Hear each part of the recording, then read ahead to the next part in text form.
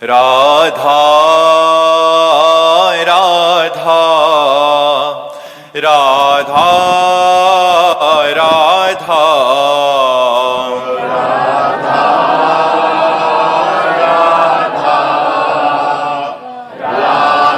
राधा राधा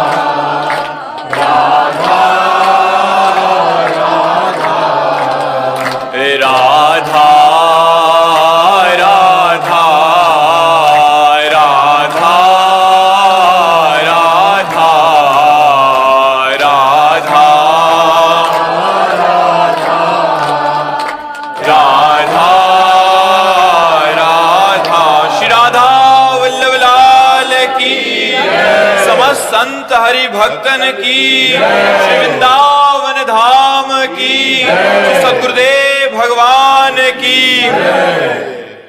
दयानिधि जी, राधे राधे महाराज जी। महाराज जी, मैं पिछले कुछ वर्षों से ओवर थिंकिंग से बहुत परेशान हूँ। काफी जगह दिखाया तो कुछ ये बाहरी बातें दिखाने की नहीं है। अंतःकरण को यदि आनंदमय करना है तो भगवान का सतत नाम जब चिंतन करना है। व्यर्थ चिंतन से ही हमारी दुर्गति होती है। व्यर्थ चिंतन ही हमें नकारात्मक सोच में ले जाता है, वही हमें डिप्रेशन में पहुंचाता है। भगवान का इतना मंगलमय नाम है, हमें व्यर्थ चिंतन क्यों करना?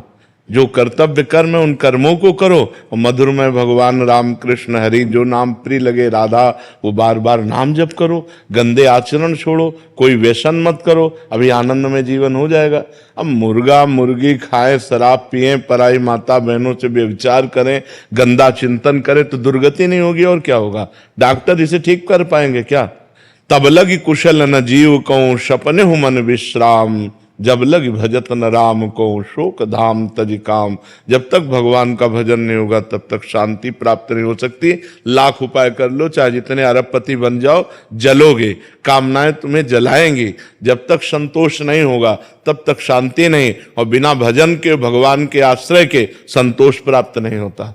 इसलिए नाम जप करो, हमारी बात मान जाओ। राधा राधा राधा राधा, राम राम राम, जो नाम प्रिय हो। देखो तुम्हारे लोक परलोक सब मंगलमय हो जाएंगे। भाव कुभाव अनख आलस हो, नाम जपत मंगल दिशि दसो। गंदे आचरणों पर ब्रेक मारने की कोशिश करो। गंदे आचरण जो हैं वो हमको पतित कर देते हैं। नाम जप करो, आचरण पवित्र रखो, विचार पवित्र हो जाएंगे, अभी आनंद आ जाएगा। बड़े से बड़े दुख में भी सकारात्मक भाव आ जाए तो आप सुखी हो जाएंगे। सकारात्मक भाव ही साधना से प्राप्त होता है और किसी बात से नहीं। देखो संतों को शारीरिक दुख है, सामाजिक पीड़ा है, लेकिन वो आनंदित रहते हैं। देखो शरीर स्वस्थ है, सब है, लेकिन मन डिप्रेशन में पहुंच रहा है। खास बात मन की है, शूट कर लिया, नाना प्रकार से अपने शरीर को साइड में पहुंचा दिया, मार दिया अपने को। क्यों? मन खराब हो गया, मन असंतुष्ट है, मन निगेटिव पहुंच रहा है। तो अभी दुराचार से बचो, दुर्व्यसन से बचो, नाम जप करो, फिर देखो आनंद आता है कि नहीं। आप बिल्कुल 10 दिशाएं आनंदमय हो जाएंगी, 10 दिशाएं आनंदमय हो जाएंगी। तो आप विचार करो, बताइए आप। जी, नाम जब स्टार्ट किया गुरु जी, महादेव का नाम जाप कर रहा हूँ मैं। हाँ, करो। उससे ओवर थिंकिंग में बहुत फर्क है। बट जैसे मैंने किसी ज्योतिष को दिखाया ना, उसने बोला आपका मूलांक। हमारी बात समझो, वशिष्ठ जी जैसे महापुरुष संसार में अद्वितीय हैं। वो भरत जी से कह रहे, सुनो भरत भावी प्रबल, बिलख कहो मुनिनाथ, हान लाभ जीवन मरण जस अपजस विद्यात। इसे भगवान को छोड़ो, ये कभी हाथ में नहीं विचरवाना चाहिए। वो ऐसे ही हम परेशान है, आगे और बता दिए समस्या, हमारी और दिमाग की स्थिति खराब हो गई। आप ये बोल दीजिए आप मेरे साथ हैं, बस एक बार आप। हम तुम्हारे साथ हैं, हम तुम्हारे अंदर बैठे, तुम चिंता न करो, नाम जप करो नाम जप करो। हाँ कार्तिकेय जी, राधे राधे महाराज जी। महाराज जी, कभी कभी कोई अपराध हो जाने पर ऐसा लगता है कि मानो बहुत जलन हो रही है, फिर महाराज जी हम बहुत प्रयास करते हैं, प्रार्थनाएं करते हैं, तो महाराज जी फिर ऐसा कब समझें कि महाराज जी गुरुदेव ने माफ कर दिया है? जब जलन समाप्त हो जाए, भजन प्रारंभ हो जाए। महाराज जी, आपसे सुना था कि अगर हमारा कोई अपराध होता है तो पहले क्योंकि हम शरणागत हैं तो हम स्वर्ग जाते हैं, मतलब भोग, मतलब उस भोग। नहीं, वो अलग चीज है, तुम इसे अपराध से क्यों जोड़ रहे हो? वो भ्रष्ट योगी की बात है, जो भगवान के लिए प्रयास किया और किसी वासना के वशीभूत हो करके वो भगवत प्राप्ति नहीं कर पाया, तो अब वो नष्ट भ्रष्ट नहीं होगा, क्योंकि उसने साधना की है, उसने भगवान का भजन किया है, तो वो स्वर्ग लोक जाएगा, पुण्य लोकों में। और जिस भोग की लालसा से वो भ्रष्ट हुआ है, उस भोग की बहुतायत उसको होगी, फिर पुण्यवान श्रीवान कुलवानों के यहाँ जन्म होगा, और फिर उसे भक्ति का, जो जहां से उसकी भक्ति रुकी थी, उसका प्रादुर्भाव होगा, और वो भजन करके उस शरीर पूरा करते करते भगवत प्राप्ति कर लेगा। पर महाराज जी, हमें स्वर्ग नहीं जाना, मैं आपके। नहीं तो अभी इतना भजन कहाँ के स्वर्ग लायक पहुंच आपकी बल से लगता है कि शायद पहुंच जाए, लेकिन हाँ नहीं, श्री जी का नाम जप करो और कोई गंदा आचरण मत करो। अंदर की जो वासनाएं, दुर्वासनाएं मम सदा परिकर्षयन्ति, उनको काटते रहो। मुझे नहीं चाहिए, मुझे जैसे आपने कहा मुझे स्वर्ग नहीं चाहिए, ऐसे नियम लो, मुझे परिस्त्री नहीं चाहिए, मुझे कोई गंदा भोजन नहीं चाहिए, मुझे कोई गंदी आदत नहीं चाहिए, कोई गंदा व्यसन नहीं चाहिए, ऐसी निष्ठा से चलो, इसी जन्म में भगवत प्राप्ति हो जाएगी। क्योंकि ये मनुष्य जन्म भगवत प्राप्ति के लिए पूर्ण है, इसमें किसी की अब सहयोग या कृपा की जरूरत नहीं। बस हम निरंतर नाम जप करें, सब ठीक हो जाएगा, सब ठीक हो जाएगा। हम ये खोल के आपसे कहते हैं, कलयुग में केवल नाम से सिद्धि होगी, केवल नाम से, केवल नाम से, कलयुग में केवल नाम से भगवत प्राप्ति होगी।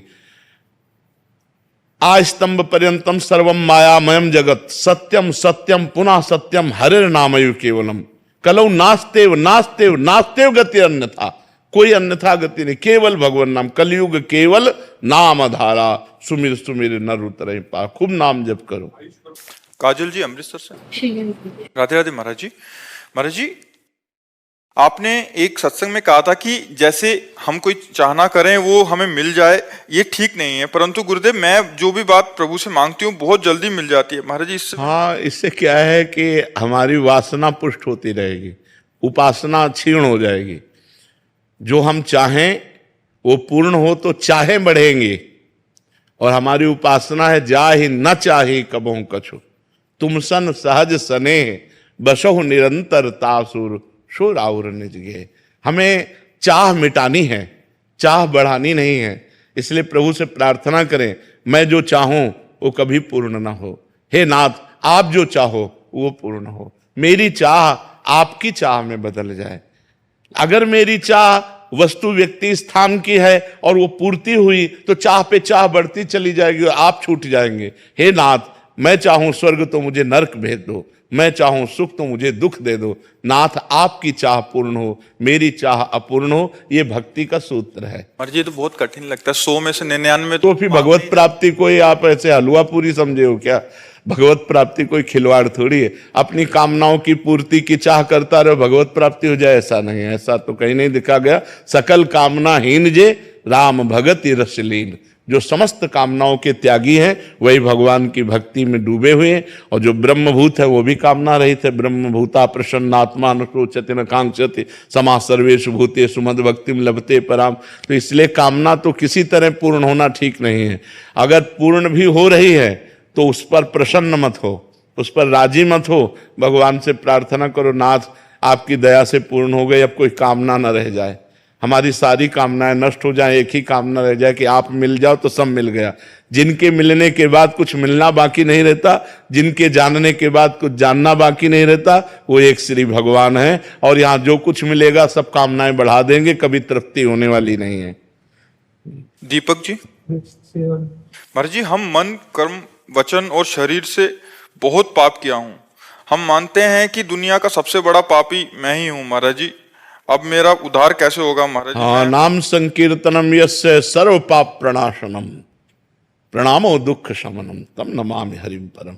भगवान को दंडवत करो, 108 दंडवत रोज नियम से भगवान की करो, शरीर स्वस्थ है, और खूब नाम कीर्तन करो, नाम जप करो। आप क्या दूसरों को पवित्र करने वाले बन जाएंगे, आप स्वयं पवित्र हो जाएंगे।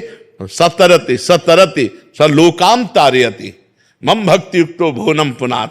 अरे डरो मत, आज से पाप का नियम लो कि मैं पाप नहीं करूंगा, अब लो नसानी अमना न सही हो, और डट के नाम कीर्तन, भगवान को दंडवत नाम जप, भगवान की लीला कथा सुन, सब का भस्म हो जाएगा। उसी कारण से हमको लगता है शंकर भगवान छोड़ दिए। भगवान नहीं छोड़ते, भगवान नहीं छोड़ते। अब राम नाम में बहुत है, खूब नाम जप करो, खूब। भगवान का स्वभाव समझ लो, वो कभी किसी को छोड़ते नहीं, उनका स्वभाव नहीं हमारे भगवान का। विमुख भये निमिषो न अकृपा जब चितये तब वैसे, ऐसा करुणा में स्वभाव है। विमुख भये निमिषो न अकृपा जब चितये तब वैसे, परम करुणा में भगवान है। पर उनकी करुणा की तो पूछो मत, हमारी मलिनता है जो उनकी करुणा की तरफ नहीं देख पा रही है। खूब नाम कीर्तन करो, नाम जप करो, इसी से पवित्र हो जाओगे। यात्रा कर रहे हैं तो हम साधु संत का संग किए हैं, और वहाँ कभी कभी भोजन भी किए, नहीं कुछ रहने कारण नहीं दे पाए। कोई बात नहीं, कोई बात नहीं। वहाँ की चरण और वहाँ दोना पत्तल जो पड़े हैं उनको फेंक दो, पोछा लगा दो, झाड़ू लगा दो। संत के आश्रम में यदि प्रसाद पावे तो अर्थव्यवस्था कुछ कर दे, अगर अर्थव्यवस्था नहीं तो शरीर से सेवा करे, पूरे आश्रम में झाड़ू लगा दे, पूरी से कुछ ऐसी सेवा कर दे, वहाँ की नाली साफ कर दे, कुछ ऐसा कर दे तो वो ठीक रहता है। संतों के यहाँ अगर हम भिक्षा ग्रहण करें, भोजन ग्रहण करें, तो हमें 2 प्रकार से, या तन से या धन से हमें सेवा करनी चाहिए। ऐसे खा के मुंह पोछ के नहीं चल देना चाहिए, नहीं सुकृत नष्ट हो जाएंगे। साधु महात्मा का अन्न ऐसे नहीं होता, वो बहुत दान पुण्य का होता है, और वो सब भगवत स्वरूप होता है। तो वहाँ सेवा करनी जरूरी, नहीं तो बुद्धि भ्रष्ट हो जाएगी। जो संतों के आश्रम में रहते सेवा नहीं करते, उनकी बुद्धि भ्रष्ट हो जाती है। सेवा अत्यंत अनिवार्य है, चाहे जैसी सेवा मिले, भले वो नाली साफ करने की हो, भले वो कोई सेवा हो। हम तो कहते धन्य है वो जो संतों के यहाँ की नाली बाथरूम साफ करते हैं, धन्य है उनका जीवन, परम पवित्र हो जाएंगे। और संतों के प्रति भाव तो बन जाए केवल कि हम उनके सेवक हैं, फिर खाओ पियो, कोई परेशानी नहीं है। और यदि ऐसा भाव ना बने तो फिर धन देना चाहिए। 100 का पावे तो 200 रुपया ठाकुर जी के चरणों में रख के चलावे, तब तो बात बन जाएगी। दीपक जी, जबलपुर से। श्री हरिवंश महाराज जी, आप बोलते हैं कि किसी व्यक्ति, वस्तु, स्थान और ना ही भजन का भी बल रखना है, सिर्फ श्री जी का बल रखना है। लेकिन मेरे से भजन का बल ना चाहते हुए भी मेरे अहम में आ जाता है महाराज जी। कितना भजन करते, किसका है, कितना भजन करते? अभी भजन सही हो नहीं रहा। जब भजन होगा तो रोना आएगा कि मेरे से भजन नहीं होता। रात दिन भजन करने पर भी आज तक हमको गुरु कृपा से भरपेट भजन करने को नहीं मिला। ऐसा लगता है कि यार अभी वो भजन नहीं हुआ जो होना चाहिए, जो हर समय एकदम रो रो कर प्रभु के, कहाँ भजन। तो अभिमान अगर भजन का आ रहा है तो अभी भजन सही नहीं हो रहा, कहीं त्रुटि हो रही, कहीं कोई पाप कर्म हो रहा है। अगर नहीं होगा तो हृदय द्रवित होने लगेगा, हृदय में ऐसा लगेगा इतने बड़े बड़े भजनानंदी संत भगवान को प्राप्त हुए, मैं नीच अधम पामर कैसे भगवान को रिझाऊंगा। तो रोना आएगा, क्या हम तुच्छा परम अधमा प्राण हो गर्ह कर्मा, कहाँ मैं तुच्छ नीच अपराध करने वाला, कहाँ परम पवित्र भगवान, कितना भजन मेरे से होता है। ऐसे चला जाता है। अगर भजन का अभिमान करोगे तो गिर जाओगे, पतित हो जाओगे, माया भ्रष्ट कर देगी। भजन का अभिमान, अभी कोई भजन हो रहा है नहीं, अभिमान आया इसका मतलब अभी भजन नहीं हो रहा। भजन का मतलब दैन्यता। त्रणादपि सुनीचेन तरोरयु सहिष्णुना अमानिना अमान देन कीर्तनीया सदा हरि। जो सदैव हरि का भजन करते हैं, कीर्तन करते हैं, वो अपने को तृण से भी नीच समझते हैं। सबसे छोटा तिनका होता है, तिनके से भी अपने को नीच समझते हैं और वृक्ष के समान सहनशील होते हैं, दूसरों को मान देते हैं, स्वयं अमानी रहते हैं। ऐसे भगवान का भजन करने वाले होते हैं।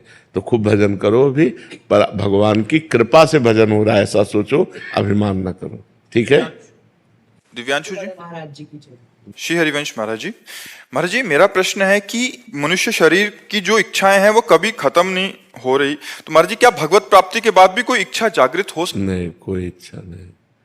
भुने हुए चने को जैसे चाहे जितना खाद पानी लगाओ कभी अंकुरण नहीं हो सकता, ऐसे जिसे भगवत प्राप्ति हो जाती उसके अंदर कोई इच्छा नहीं रहती। जा ही न चाही कबहु कछु तुम सन सहज सने बसहु निरंतर तासुर शोराउर निज के। जो भगवत प्राप्त महापुरुष हैं उनमें किंचन मात्र इच्छा नहीं हो सकती, न लोक की, न परलोक की, न मोक्ष की, किसी भी प्रकार की कोई इच्छा नहीं रहती। ऐसे ही जिसको ब्रह्म बोध हो जाता है उसको कोई इच्छा नहीं रहती। ब्रह्मभूता प्रसन्नात्मा न शोचति न कांक्षति समाः सर्वेषु भूतेषु मद्भक्तिम लभते पराम। ब्रह्मभूत महापुरुष के हृदय में और भगवत प्राप्त महापुरुष के हृदय में कभी कोई इच्छा लोक परलोक की होती ही नहीं है। प्रिया भाटिया जी दिल्ली से। राधे राधे राधे महाराज।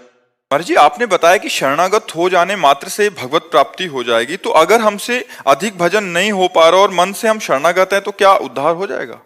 नहीं, मन से शरणागत हैं तो जिनकी हम शरण में हैं उनका स्मरण छूट कैसे सकता है? जैसे हम शरीर की शरण में हैं तो शरीर का कभी माला चलाना पड़ता है, कभी याद करनी पड़ती है, हर समय याद रहता है मैं शरीर हूं। ऐसे ही जब हम भगवान की शरण में हो जाएंगे, पूर्ण शरणागति, तो हर समय निकलता रहेगा हरिश शरणम हरिश शरणम हरिश शरणम। हे भगवान मैं आपकी शरण में हूँ। हर समय नाम चलता रहेगा। नाम नहीं चल रहा तो किसी वस्तु में जा रहा है, किसी व्यक्ति में जा रहा है, किसी स्थान में जा रहा है। वो वस्तु व्यक्ति स्थान अगर भगवान के चिंतन से रहित है तो वो माया है और वो शरणागति में बाधा है। अभी शरणागति नहीं हुई। शरणागति होने का मतलब है बिना प्रयास के भगवान का भजन होना। इसीलिए शरणागति मात्र से भगवान की प्राप्ति हो जाती है। ऐसा थोड़ी कि हम भगवान आपकी शरण में, हम भोगों में लगे हुए हैं, हम विषयों में लगे हुए हैं, हम संसार का चिंतन कर रहे हैं, हम छल कपट कर रहे हैं, ये शरणागति नहीं, ये पाखंड है। पाखंड किसे कहते हैं? इसी को, ये दम्भ है, ये नाटक है, शरणागति नहीं। जिस दिन शुद्ध शरणागति होगी उस दिन हम अपने प्यारे को भूल कैसे सकते हैं? आप सोचो, प्यारा शरीर है तो हम कहाँ भूल पाते हैं? प्यारे पत्नी परिवार पुत्र हैं, कहाँ भूल पाते हैं? और भगवान हमारे प्यारे हो गए, हम उनको भूल गए, उनका नाम जपना छोड़ दिया? तो नहीं, ये नहीं। शरणागति का स्वरूप है तद विस्मरणेन परम व्याकुलतेति। भगवान का विस्मरण होने पर हृदय व्याकुल हो जाए, रोने लगे, प्रभु मैं कैसे आपको भूल गई, तब शरणागति मानी जाएगी। आचार्य डॉक्टर ओम प्रकाश दुबे जी। राधे राधे राधे महाराज जी। महाराज जी, आप कह रहे हैं कि आप आचार्य हैं और विद्यार्थियों को विद्याध्ययन यथासंभव जो गुरु से मिला है वो समझाते हैं। संस्कृत या हिंदी? संस्कृत। संस्कृत जी। महाराज जी ये कह रहे हैं कि उनके साथ साथ उनके कल्याणार्थ मैं क्या शिक्षा दूं और अपने कल्याणार्थ क्या करूं? सबसे पहली बात है आज के विद्यार्थियों को ब्रह्मचर्य पर विशेष ध्यान दिया जाए। व्यसन और व्यभिचार इससे मुक्त करने की बात सोचे। जो हमारे नवीन पीढ़ी के बालक हैं इनमें व्यसन और व्यभिचार का प्रवेश ना होने पावे। यदि व्यसन और व्यभिचार प्रवेश कर गया तो सब विद्या धूर समान हो जाएगी, वो विद्या काम में आएगी नहीं। विद्या वही जो अविद्या पर विजय प्राप्त करा सके। अविद्या अर्थात माया। ये जो आज हमारी नई पीढ़ी में गर्लफ्रेंड बॉयफ्रेंड, हस्त मैथुन, गंदी बातें, ड्रग्स, हुक्का, फीम आदि ये सब चल गया है, ये सर्वनाश की जड़ है। इसलिए चाहे वो आधुनिक टीचर हो या आध्यात्मिक टीचर हो, हमारे बालकों को ब्रह्मचर्य और व्यसन रहित रहने की शिक्षा दी जाए। इसके बाद आप जिस मार्ग पर उनको शिक्षा दे रहे हैं, त्रिकाल संध्या करने का आदेश हो। अगर त्रिकाल संध्या ना करें तो 2 काल तो करें ही, प्रातः और सायंकाल संध्या करें।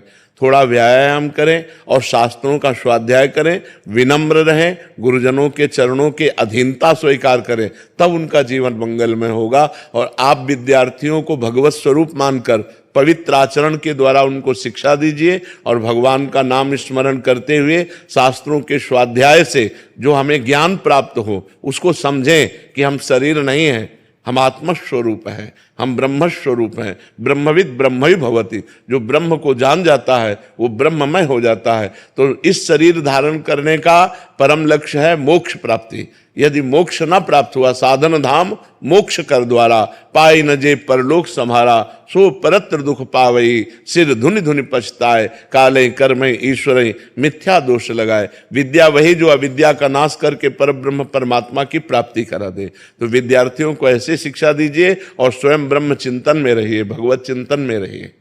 पुष्कर जी, इंग्लैंड से। राधे राधे महाराज जी। महाराज जी, कहा जाता है कि परमात्मा, गुरु और आत्मा एक ही हैं, लेकिन फिर भी भीतर एक भेद का अनुभव क्यों होता है? और इस समझ अज्ञान के कारण, अज्ञान के कारण। अज्ञान नष्ट हो जाए तो भेद नहीं होगा।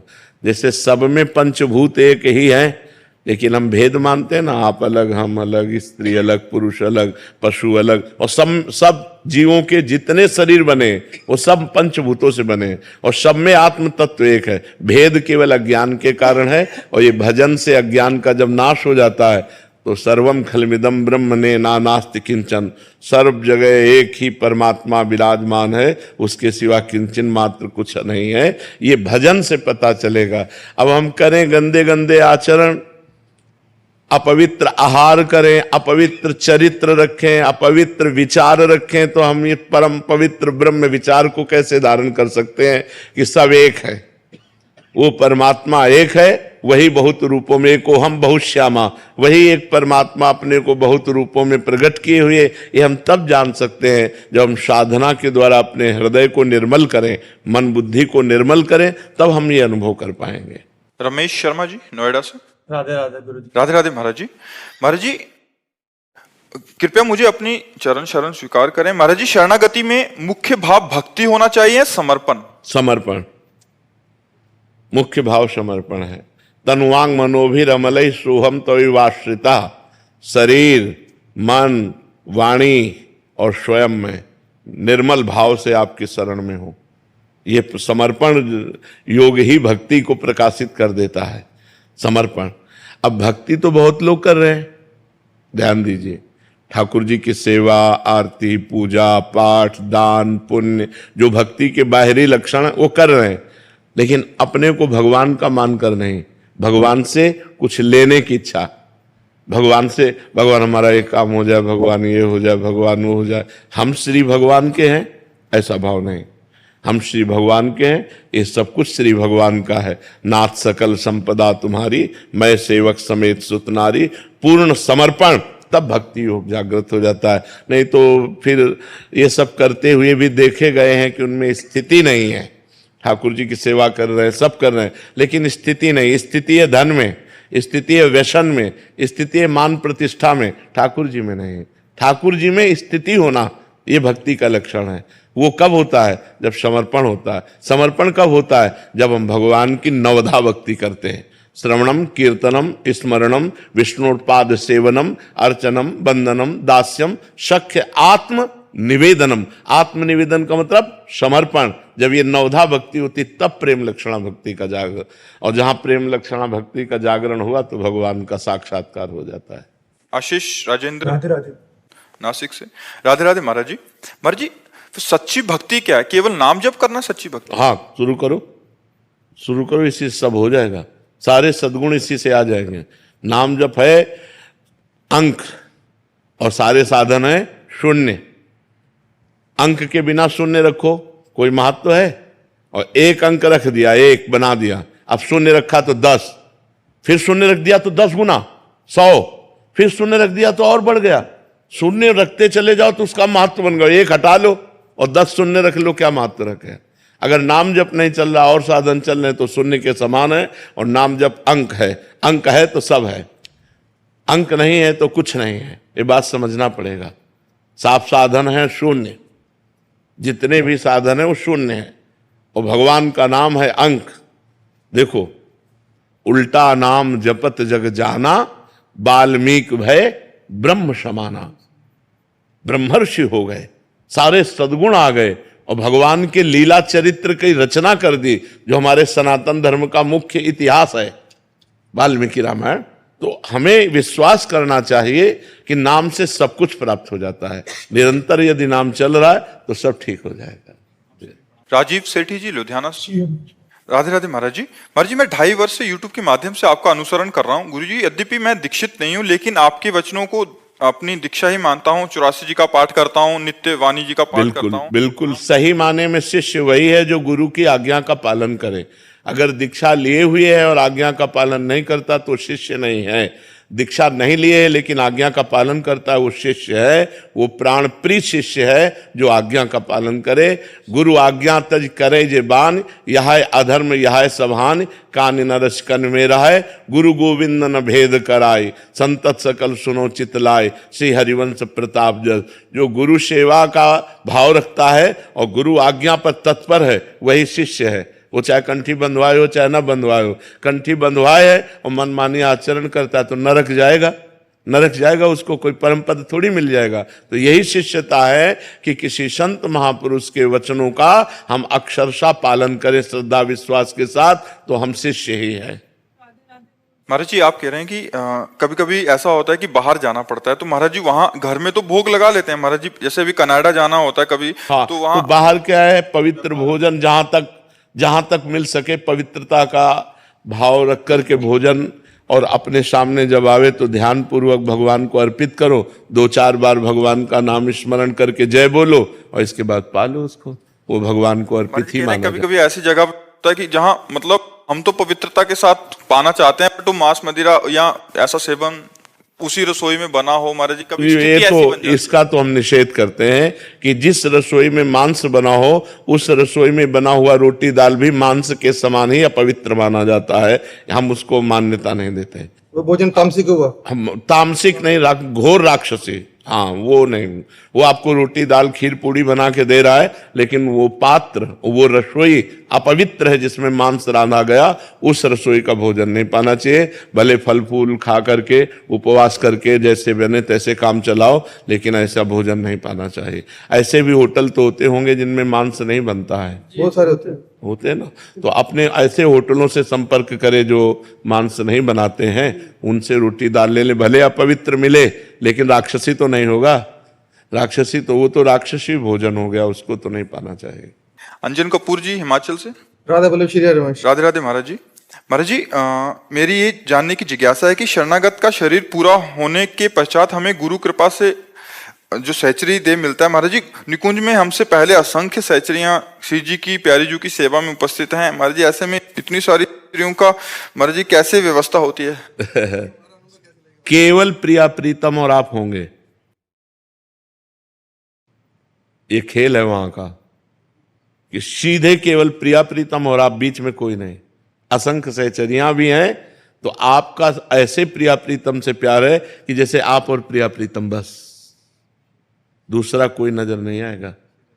वो दिव्य भाव होता है, क्योंकि सब एक मन वाली होती है, एक दृष्टि वाली होती है, और सबके चिदानंद शरीर होते हैं।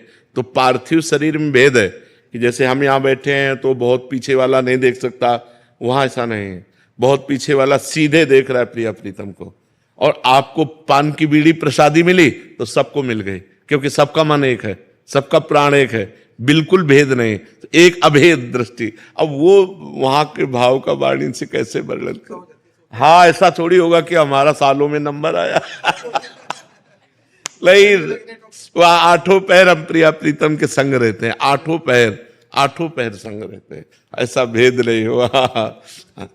त्रपितन मानत नयन कुंजरंध्र अवलोकितन, यह सुख कहत बनैन, यह जो कृपा हरिवंश की। केवल आप और प्रिया प्रीतम, दूसरी भावना ही मत करो। आप में ही गुरु समाहित हो गए, आप गुरु में समाहित हो गए, आप ही और प्रिया प्रीतम। बिल्कुल 8 पैर दुलार उनका प्राप्त होता है, 8 पैर सानिध्य प्राप्त होता है। ऐसा थोड़ी कि 6 महीना 7 साल भर के बाद नंबर आवे कि एक बार दंडवत करने को मिला, ऐसा नहीं। नित्य निरंतर हर लीला में प्रवेश। लीला प्रवेश का मतलब होता है हर लीला में प्रवेश। बात यह है कि हम सब हित सजनी की परिकर हैं, तो हित सजनी का परिकर सब हित स्वरूप है, तो सब नित्य निरंतर प्रिया प्रीतम के समीप रहते हैं। चिदानंद में और पार्थिव में अंतर है ना, कि अगर हम आपसे बात कर रहे हैं तो हम उधर नहीं देख पा रहे हैं, लेकिन चिदानंद में है कि आपसे बात कर रहे हैं और उनकी तरफ भी देख रहे हैं, उनको लग रहा है मेरे से बात कर रहे हैं। बिल्कुल ऐसा ही सुख प्राप्त हो रहा है। जैसा हम आपको दुलार करेंगे, आपको ऐसे करेंगे तो सबको प्राप्त हो जाएगा। आपको माला पहना दी तो सबको माला सुख प्राप्त हो जाएगा। नहीं तो ऐसा कैसे कि एक को पान बीड़ी मिल रही है और सब ललचा रही है ऐसा नहीं है, ऐसा नहीं। चिदानंद है ना, बहुत दिव्य है, वहां सब दिव्य है। ये अपने मनुष्य देह से अकल ही नहीं लड़ा सकते, क्योंकि मनुष्य देह में जितना है वो सब प्राकृतिक माया में, वो सब चिदानंद में। इसलिए हमको नाम वाणी का आश्रय लेते रहना है, और जब हम पहुंचेंगे तो केवल हम और प्रिया प्रीतम होंगे, केवल हम और प्रिया प्रीतम, वहां दूसरी दृष्टि ही नहीं है। सोनल जी कृष्णा नगर से। राधे राधे महाराज जी। महाराज जी आपके सत्संग सुन रहे हैं और नाम जप करने का प्रयास कर। महाराज जी मेरे अंदर कोई गुण नहीं है, बहुत अपराध हुए हैं, भीतर से अहंकार नहीं जा रहा महाराज जी, थोड़ी सी दैन्यता आने पर। अब देखो, आप ही कह रहे हो मेरे में कोई गुण नहीं है, मेरे से बड़े अपराध हुए तो दैन्यता आनी चाहिए, अहंकार भी किस बात का। आप में कोई गुण हो तो अहंकार करो। आप खुद पहले कह रहे मेरे में तो गुण नहीं है और मेरे में दोष है, अपराध हुए, तो आपको तो दैन्य होना चाहिए, अहंकार किस बात का होना चाहिए। का भी अहंकार आ जाता है कि मैं दैन्य हूं।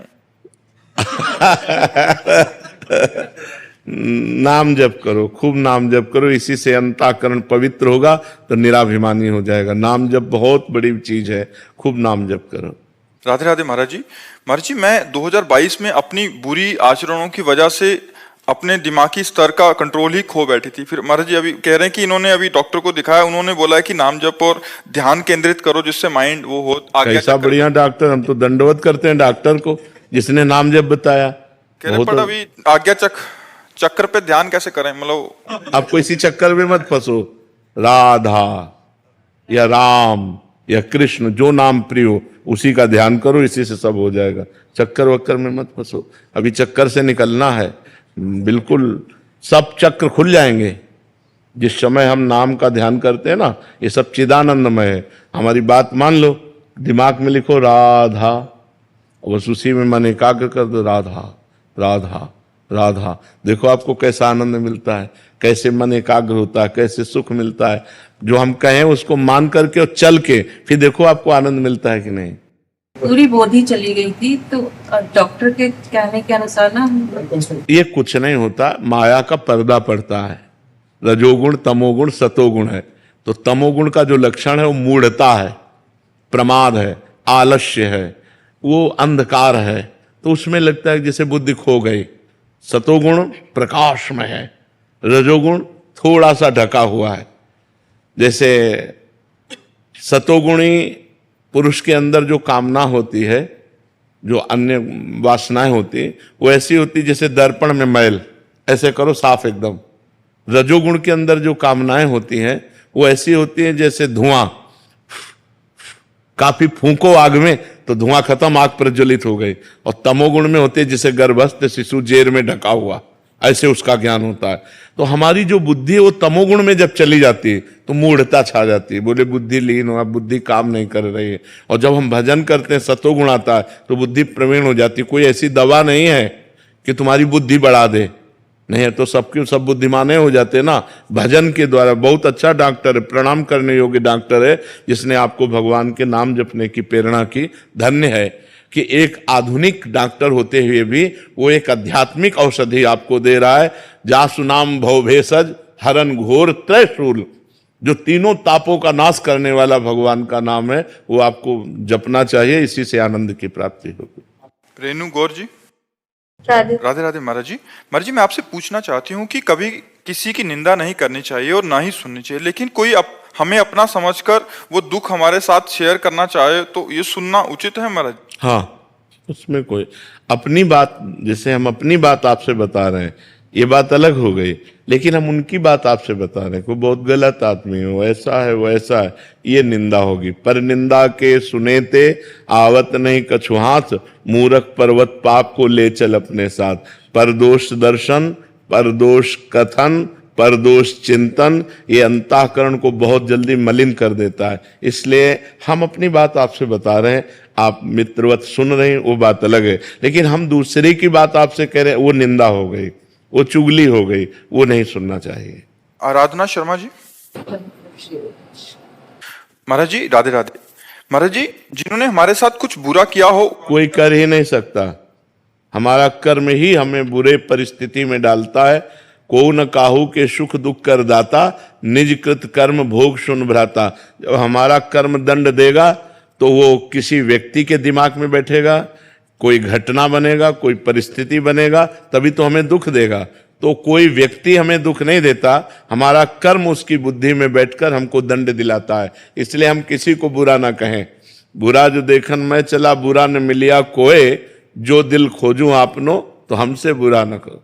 तो हमारे द्वारा जो बुरे आचरण हुए हैं वही किसी व्यक्ति वस्तु स्थान में घटना बन करके हमें दुख देते हैं। सिद्धांत की बात है, जो आध्यात्मिक सिद्धांत की, मनमानी तो कुछ भी बोलो, आध्यात्मिक सिद्धांत की बात यह है कि अवश्य में वो भोक्तव्यम कृतम कर्म शुभाशुभम, जो हमसे शुभ और अशुभ कर्म हुए वो हमें भोगने पड़ेंगे।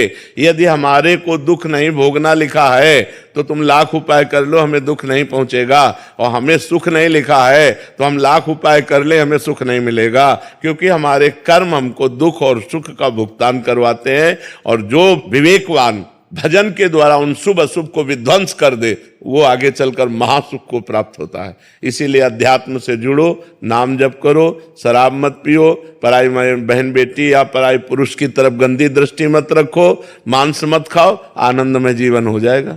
मनमानी आचरण करोगे तो फिर कौन किसको दुख देता है? अपना कर्म ही अपने को दुख देता है। संकल्प जी पटना से। राधे राधे महाराज जी। महाराज जी, आपकी काफी वीडियो यूट्यूब पर देखता रहता हूँ। मेरे को जब भी कोई तकलीफ होती है यूट्यूब पर जाकर अपनी समस्या डालता हूँ और बाय आपका नाम लिख देता हूँ, फिर उसका मेरे को समाधान मिल जाता तो बहुत रिलैक्स फील होता है।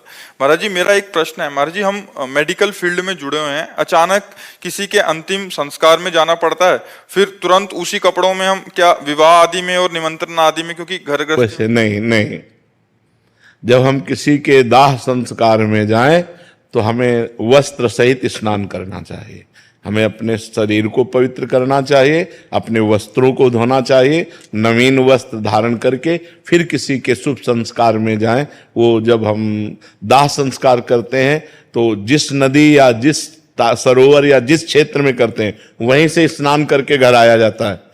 हमारे यहाँ की पद्धति थी कि सचल स्नान करके जिस स्थिति में गए उसी स्थिति में स्नान करके भींगे हुए कपड़ों से घर आते थे, घर सूखे हुए कपड़ों से नहीं आते थे। यदि हमारे पास वस्त्र हैं तो हमको पवित्र वस्त्र धारण करके शुभ कार्यों में जाना चाहिए, ना कि शव यात्रा वालों को। शव यात्रा करने से हमारा शरीर और ये वस्त्र आदि अपवित्र हो जाते हैं, इनको पवित्र करना चाहिए। सूतक घर में पड़ गया हो, जैसे कोई खत्म हो गया, तो उसमें मंत्र जो गुरु दीक्षा लिए तो उनका क्या? हाँ, नहीं जपना चाहिए, मंत्र अंदर से जपना जो अपना गुरु आज्ञा। हाँ, बिल्कुल नहीं, उसके लिए जप के लिए नहीं मना है। अंतरात्मा से जप नहीं करोगे, मर गए तो वो तो मर ही गया, तुम भी व्यर्थ में मर गए, और भगवान का स्मरण चल रहा है, मर गए तो परम पद प्राप्त होगा। जैसे महाराज जी, जैसे कि आप कहते हैं ना कि सिर्फ अपने आराध्य का 2 बार नाम ले लो, मतलब नाम ले लो उसी से। हमने 2 बार वाली बात तो कभी कही नहीं, हम तो निरंतर वाली बात करते हैं। 2 बार वाले से हमारी बात नहीं बनेगी। तो जैसे कि महाराज जी, अगर कहीं मृत्यु में जाएं और उसके बाद में अपने आराध्य का नाम ले लें और उसके बाद में शायद पवित्र हो सकते हैं, मतलब नहीं, ऐसे नहीं। वो जो हमने कहा पवित्र पवित्रो वा सर्वावस्थांगतो पिवा या स्मृत पुंडरीकाक्षम सवायाभ्यांतरा शुचि, वो स्मरण के लिए कहा है। बाह्य क्रियाओं के लिए जैसी शास्त्र मर्यादा वैसा तस्मात् शास्त्रम प्रमाणन्ते कार्याकार्यो व्यवस्थितो। हमें अपने शरीर और वस्त्रों का प्रक्षालन करना ही चाहिए, उसमें कोई गणित नहीं लगानी चाहिए। भगवत स्मरण उस समय भी कर सकते हो जब शौचालय में भी बैठे हो, तब भी आप अंदर से राम राम श्याम श्याम कृष्ण कृष्ण हरि हरि राधा राधा रट सकते हो। भगवान नाम के लिए कोई भी नहीं। वो सवायाभ्यंतरा शुचि, वो बाह्य और अभ्यंतर दोनों से पवित्र हो जाता है, लेकिन ये बाह्य क्रियाओं के लिए हमें पवित्रता की आवश्यकता है। श्री हरिवंश महाराज जी, आपके चरणों में कोटि कोटि प्रणाम। महाराज जी, मैंने वृंदावन में राधा वल्लभ लाल जी के सामने प्रण लिया था और उनको वचन दिया था कि आज के बाद कोई गलत चित्र नहीं देखूंगा, वीडियो नहीं लेना चाहिए। प्रण नहीं लेना 6 चाहिए, महीने सही लगा पर टूट गया हमारा। नहीं प्रण नहीं लेना चाहिए, प्रार्थना करनी चाहिए। और नियम हम ऐसा प्रभु करना चाहते हैं कि मैं ना देखूं, पर बल आपका, प्रण मेरा नहीं, कसम मैं नहीं खा सकता। ये ध्यान रखो सब लोग। भगवान के सामने कसम खाने का मतलब है कि फिर दोबारा जीवन में गलती नहीं होनी चाहिए। और हम लोग फिसड्डी लोग हैं, आज कसम खाए, महीना 2 महीना में फिर हमसे गलती हो सकती। तो हमें क्या करना चाहिए? भगवान के सामने प्रार्थना करनी चाहिए, प्रभु मैं ये गंदी बात छोड़ना चाहता हूं आपके बल से, आप मुझे बल दीजिए कि मैं जिंदगी में कभी गंदी बात ना देखूं, कभी गंदी बात ना करूं। ऐसे करना, यानी कि गंगा कसम, भगवान कसम खायो, 4 दिन बाद तोड़ दी तो दुर्गति हो जाएगी। ये कोई खिलवाड़ नहीं, भगवान के सामने शपथ लेना और फिर उसे तोड़ देना। तो इसलिए अभी बच्चे हो, भगवान के सामने पुनः जाकर प्रार्थना करो कि मैं अपने प्रण को नहीं निर्वाह कर पाया, अब प्रभु मैं आपसे बल चाहता हूं कि आप मुझे वो बल दें जिससे मैं गलत आचरणों से बच सकूं। ऐसा विनय करो, प्रार्थना करो।